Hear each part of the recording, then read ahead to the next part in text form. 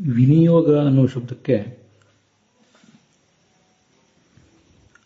ತೊಡಗಿಸುವುದು, ಉಪಯೋಗ ಅಂತ ಹೀಗೆಲ್ಲ ಅರ್ಥ ನಮ್ಗೆ ಗೊತ್ತಿದೆ.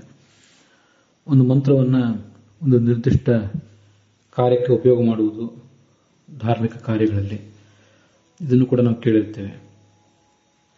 ಅದಲ್ಲದೆ ಶಕ್ತಿಯ ವಿನಿಯೋಗ, ಕಾಲದ ವಿನಿಯೋಗ ಅಂತ ಹೀಗೆ ಪ್ರಯೋಗಗಳನ್ನು ಕೇಳಿರ್ತೇವೆ.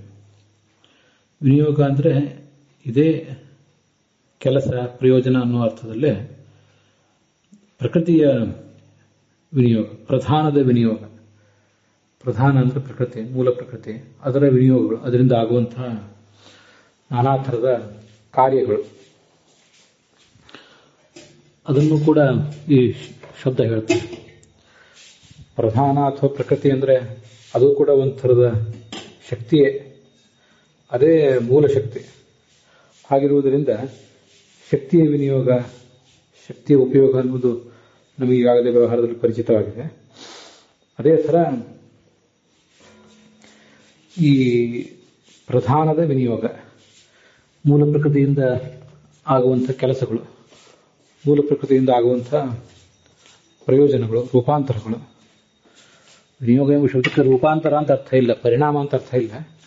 ಆದರೆ ಅದರ ಬಳಕೆ, ಅದನ್ನು ತೊಡಗಿಸುವಿಕೆ, ನಿರ್ದಿಷ್ಟ ಒಂದು ಕಾರ್ಯದಲ್ಲಿ ತೊಡಗಿಸುವಿಕೆ ಅನ್ನೋ ಅರ್ಥ ಅಂತೂ ಇದ್ದೇ ಇದೆ. ಅದರಿಂದ ಮಹಾಭಾರತದ ಶಾಂತಿ ಪರ್ವದ 253ನೇ ಅಧ್ಯಾಯ 15ನೇ ಶ್ಲೋಕ ಟಿ ಆರ್ ಕೃಷ್ಣಾಚಾರ್ಯ ಪಾಠದಲ್ಲಿ ವಿಜಿತ್ವಾ ಸಪ್ತ ಸೂಕ್ಷ್ಮಾಣಿ ಷಡಂಗಂ ಚ ಮಹೇಶ್ವರಂ ಪ್ರಧಾನ ವಿನಿಯೋಗಸ್ಥ ಪರಂ ಬ್ರಹ್ಮಾದಿ ಗಚ್ಚತಿ ಅಂತ ಒಂದು ಶ್ಲೋಕ ಇದೆ. ಗೀತಾ ಭಾಷ್ಯದಲ್ಲಿ ಆಚಾರ್ಯರು 9ನೇ ಅಧ್ಯಾಯ 8ನೇ ಶ್ಲೋಕದಲ್ಲಿ ಪ್ರಕೃತಿಂ ಸ್ವಾಂ ಅವಷ್ಟಭ್ಯ ಅನ್ನೋ ಶ್ಲೋಕದಲ್ಲಿ ಅದನ್ನು ಉದ್ಧರಿಸಿದ್ದಾರೆ.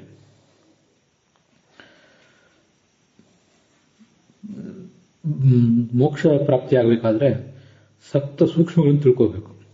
ಪೃಥ್ವಿ, ಜಲ, ತೇಜಸ್ಸು, ವಾಯು, ಆಕಾಶ ಅನ್ನುವ ಭೂತಗಳು, ಮಹತ್ತತ್ವ ಮತ್ತು ಅಹಂಕಾರ ತತ್ವಗಳು, ಸೂಕ್ಷ್ಮ ತತ್ವಗಳು.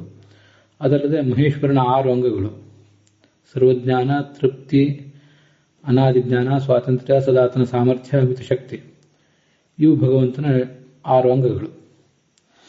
ಇವನ್ನ ಅಲ್ಲದೆ ಪ್ರಧಾನ ಅಂದರೆ ಮೂಲ ಪ್ರಕೃತಿ, ಅದರ ವಿನಿಯೋಗ ಅಂದರೆ ಸೃಷ್ಟಿ ವ್ಯಾಪಾರ. ಇದನ್ನು ತಿಳಿದವನು ಬ್ರಹ್ಮನನ್ನು ಹೊಂದುತ್ತಾನೆ ಅಂತ ಹೀಗೊಂದು ಪ್ರಯೋಗ ಇದೆ. ಅದರಿಂದ ವಿನಿಯೋಗ ಅನ್ನುವುದನ್ನು ಕಾರ್ಯ, ತೊಡಗಿಸುವಿಕೆ, ಅದರ ಪ್ರಯೋಜನ ಅನ್ನೋ ಅರ್ಥದಲ್ಲೂ ಹೀಗೆ ಪ್ರಯೋಗ ಇದೆ. ಈಗಾಗಲೇ ಪ್ರಯೋಗ ಇದೆ. ಅದನ್ನು ಯಾವುದ್ಯಾವ ಸಂದರ್ಭದಲ್ಲಿ ಪ್ರಯೋಗ ಮಾಡಬಹುದು ಅನ್ನೋದನ್ನು ಈ ಮೂಲಕ ನಾವು ಕಲಿಬಹುದಾಗಿದೆ.